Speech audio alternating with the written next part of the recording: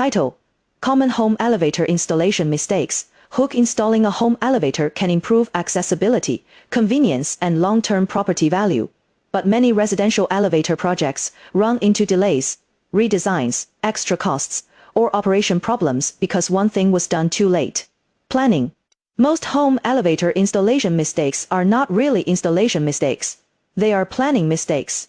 A home elevator is not just a product placed inside a house. It is a building integrated transportation system that must match the structure, shaft space, pit depth, overhead clearance, electrical system, door layout, maintenance access, and future accessibility needs before choosing a residential elevator. Homeowners and project teams should first ask, does this elevator system actually fit the building? Mistake for choosing the elevator before checking the building. One common mistake is selecting the home elevator system too early. Traction home elevators, hydraulic home lifts, and screw-driven home lifts all have different requirements. Traction systems may offer smooth operation and better energy efficiency, but they often need more overhead clearance and stricter shaft conditions. Hydraulic systems can work well in some limited headroom buildings, but they have different maintenance needs. Screw-driven home lifts may reduce shaft requirements, but they usually operate at lower speeds. The best home elevator is not always the most advanced model. It is the system that fits the building conditions. Before ordering, check available shaft space, structure, top floor clearance, foundation conditions, installation environment, and future maintenance access. Mistake faith: underestimating shaft space. Many homeowners only compare cabin size. But the elevator shaft must also provide space for guide rails, safety clearances, door systems, traveling cables, structural supports, and maintenance work. Common shaft mistakes include incorrect width, inadequate depth, off-plumb construction, misaligned floor openings, and inconsistent dimensions between floors.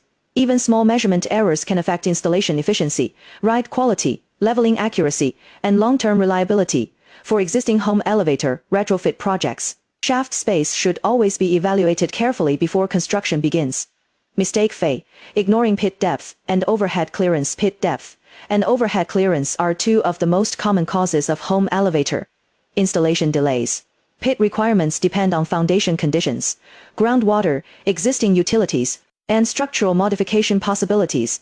Overhead clearance affects safety equipment, guide rail layout, drive system selection, and maintenance access. If these dimensions are wrong, the project may need structural changes, a different elevator model, a smaller cabin, or a delayed schedule. That is why pit depth and headroom should be confirmed before selecting the elevator system. Mistake phase: skipping structural and electrical review. A home elevator adds weight and dynamic forces to the building. The structure must support elevator equipment, passenger loads, door systems, and operating forces. Older homes may have limited load bearing capacity, obstructive structural members, foundation constraints, or restricted installation access. Electrical planning is also important. Residential elevators usually require dedicated power supply, correct voltage, proper grounding, and separation between power cables and signal cables. Poor electrical preparation can cause control instability, communication errors, intermittent faults, and reliability problems. These issues are much easier to solve during planning than after installation. Mistake Fae: choosing the wrong door configuration. Door configuration affects more than appearance. It affects traffic flow, accessibility, shaft dimensions, landing layout, and future usability. Common layouts include single-side opening, through-car opening, adjacent opening, and Fae-degree opening. For aging in place projects, door placement is especially important.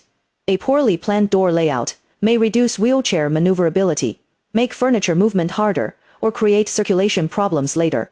A home elevator should support both current users and future mobility needs. Mistake Fae: treating outdoor home elevators like indoor systems. Outdoor home elevators need different planning from indoor systems. They may face rain, snow, wind, salt air, UV radiation, humidity, and temperature changes. These conditions affect shaft design, waterproofing, ventilation, corrosion protection, electrical stability, and maintenance requirements. In coastal regions, corrosion-resistant materials may be needed. In cold climates, heating and moisture protection may be required. The installation environment should always be evaluated before selecting an outdoor residential elevator system. Mistake Fae: forgetting maintenance and installation access. A home elevator is a long-term building asset. Technicians need safe access to controllers, drive systems, braking systems, safety devices, and electrical components. If maintenance access is poor, service time increases, downtime becomes longer, and future component replacement becomes more difficult. Installation access is narrow staircases, limited driveway access, restricted lifting zones, and landscaping obstacles can all affect equipment delivery. For retrofit projects, solutions may include crane lifting, modular delivery, sectional shaft construction, or prefabricated shaft systems. These logistics should be checked before the equipment arrives. Mistake face skipping commissioning and future accessibility planning. Installation is not complete when the elevator is physically installed. Commissioning and safety testing should verify door operation, leveling accuracy, safety circuits, ride quality, emergency functions, backup power, and rescue procedures. Rushed commissioning often leads to preventable service issues after handover. Future accessibility should also be considered.